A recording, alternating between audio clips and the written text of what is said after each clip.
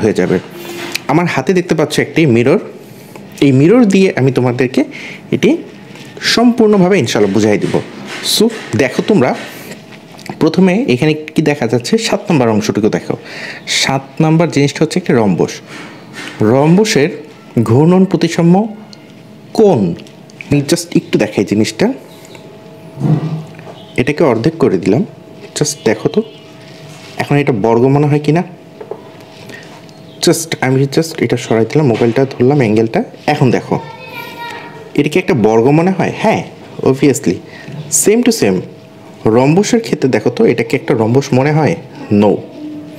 Just এই simple জিনিসটা তুমি তোমার বাসায় একটা মিরর নিবা, ডান পাশ বাম পাশ উপরে নিচে এবং কর্নার ওয়েতে, আমি বলছি কি বর্গ, এই হচ্ছে বর্গের জন্য একটা, সিম্পলি উপরে দুইটা, এদিকে একটা, তিনটা, জাস্ট মোবাইলটা আমি ধরলে অ্যাঙ্গেল হিসেবে ধরলে এই জিনিসটা বর্গ।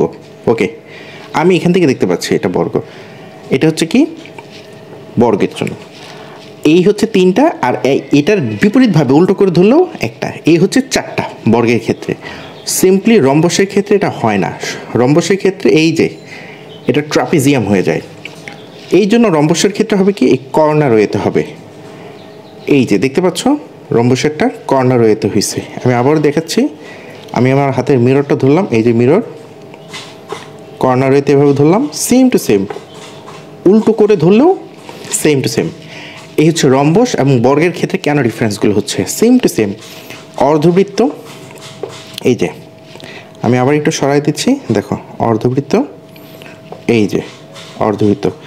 অনেক সময় হচ্ছে কি মোবাইলে অ্যাঙ্গেলটা ধরার কারণে এই যে জাস্ট এখন দেখো অর্ধবৃত্ত, জাস্ট মোবাইলটা আমার হাতে দেখে একটু কাঁপতেছে, ভাইব্রেশন হচ্ছে, জাস্ট এই জন্যই ডিফারেন্সগুলো হচ্ছে। নাহলে তুমি সিম্পলি জাস্ট এরকম একটা মিরর নিবা, এই মিররের মাধ্যমে এই যে আমার হাতে একটা স্কোয়ার শেপের একটা মিরর আছে, এই মিরর দিয়ে তুমি সিম্পলি তোমার এই প্রতিসাম্য রেখা, ঘূর্ণন কোণ সব কিছুই সিম্পলি বুঝতে পারবা, একদম ইজি ব্যাপারটা। তো আজকে এই পর্যন্তই, সবাই সবার জন্য দোয়া করো, ভালো থেকো, আসসালামু আলাইকুম।